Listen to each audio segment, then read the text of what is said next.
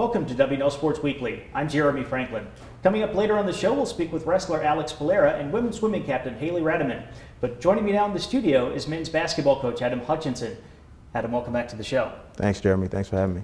Generals have started off 1-4. You had a loss to defending ODAC champion Lynchburg in your first conference game over the weekend. What is the team looking to improve upon as the season goes along? We need to improve defensively, and we need to improve with possessions. I believe our opponents have taken maybe 40, 45 more shots than us at this point in the year. So our turnovers are too high. We're giving up too many offensive rebounds, etc. So if we can tighten it up defensively, if we can take better care of the ball, we can tilt numbers in our favor. You have a pair of returning all ODAC performers in Clayton Murtha and Andy Kleinlein. How can you build around those two players? That's a good question. You know, a lot of times all ODAC nominations are based on numbers. And so, you know, losing Darren Douglas, the numbers don't say much, but his absence is large. I would say the same with Franz because they were such good defenders. You know, in order to effectively build around Andy and Clayton, they have to be better defensively. You know, they have to be able to guard their position, guard situations that we're going to see a lot. They're working at it. You know, they're making improvements, but you know, it's not. You know, making all ODAC doesn't actually make you a foundation piece, but being able to be counted on to do what you need to be done is really what's required to build around a player. After finals, W&L will play in a couple of tournaments, Daytona Beach right before Christmas and your annual home invitational right after. What will those games do to prepare you for the ODAC games in 2017?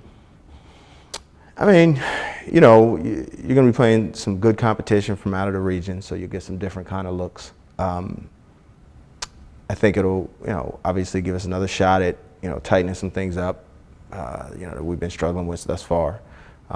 So the plus of it is it's going to be high-level competition. It's not as if we went out and cherry-picked, you know, 2 wins at either event.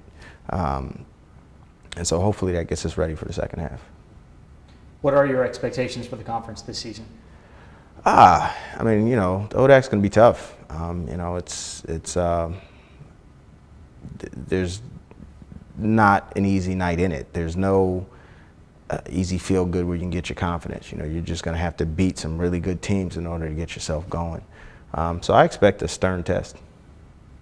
Adam, thanks for joining us. Best of luck throughout the year. Thank you, Jeremy.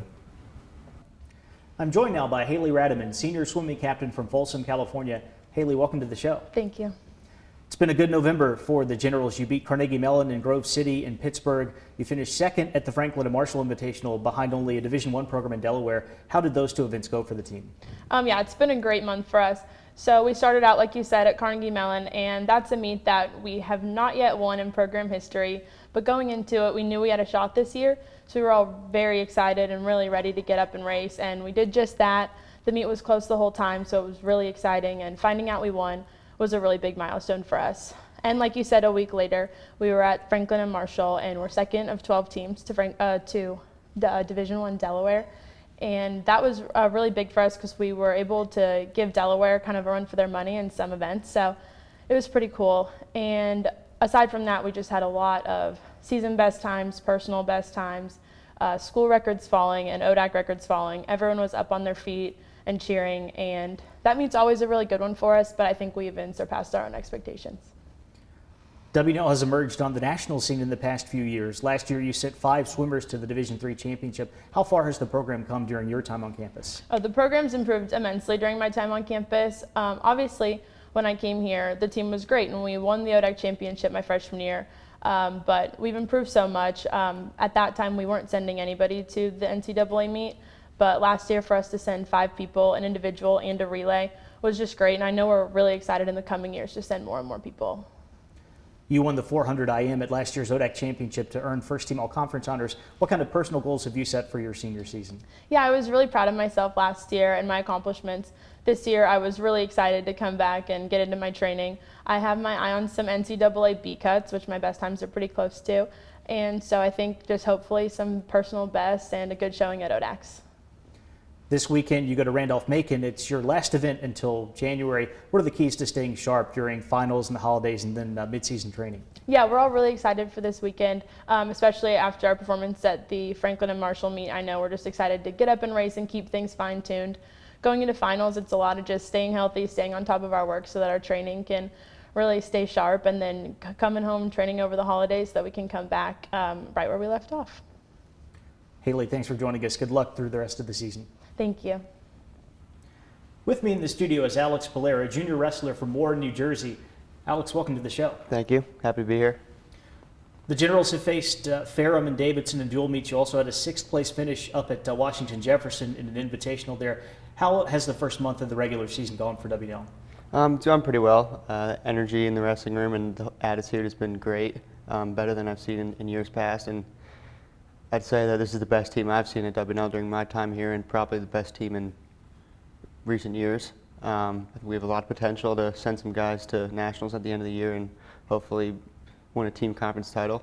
Ferrum was a pretty solid D3 team. I think they ranked in the top 20, top 25, and we held our own with the first match of the season. So we weren't really operating on all cylinders there, but it was showed kind of what we're capable of. And then Davidson, which is a D1 team, I don't think they would have even considered wrestling us last year. But with the roster we have this year, we showed up, and all of our losses were within 5 points. So it was a close match, and it would have been pretty cool to get a D1 win, but hopefully next year.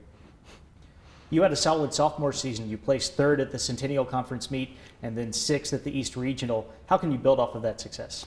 Yeah, so I didn't really accomplish everything I wanted to do last year, so I'm kind of just keeping the ball rolling and trying to keep the momentum I had at the end of the season going forward. That really just comes from confidence, my preparation, and doing everything I need to do on and off the mat, and staying relaxed and not getting nervous, and kind of just trusting in my abilities, and hopefully I'll reach my full potential. You mentioned the team's roster earlier. It's much bigger this season. Yes. How will that depth benefit the team? Yeah, so it's been great. I mean, just from a training perspective, having options of other wrestlers to compete with in the room, and I've noticed, the attitude in the room has been really intense, where Coach Shearer hasn't really had to push us necessarily, because everyone's always pushing themselves, and it seems like the bar every day is being set higher and higher. A lot of guys in the room, including freshmen, have really high goals, and so because of that, everyone's constantly really pushing each other. And I think it'll really culminate with some conference titles, some top 3 finishes, some people at regionals placing, and I think we'll send a few guys to nationals this year.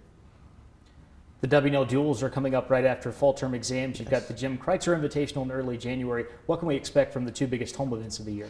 The duels are going to be exciting. We're attracting more and more teams every year, and better competition every year. So this year will be the biggest and best yet. So hopefully we'll get to wrestle some quality teams who we wouldn't see otherwise from across the country.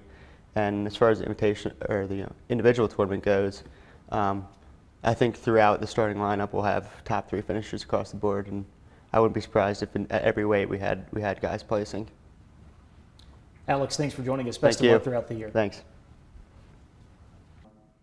It's time now for a look at the upcoming weekend.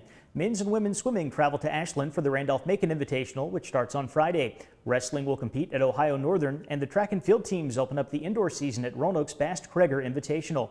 Back in Lexington, there's a basketball doubleheader at the Water Center as the women take on Messiah, followed by the men's matchup against Methodist. For W&L Sports Weekly, I'm Jeremy Franklin. Thanks for watching.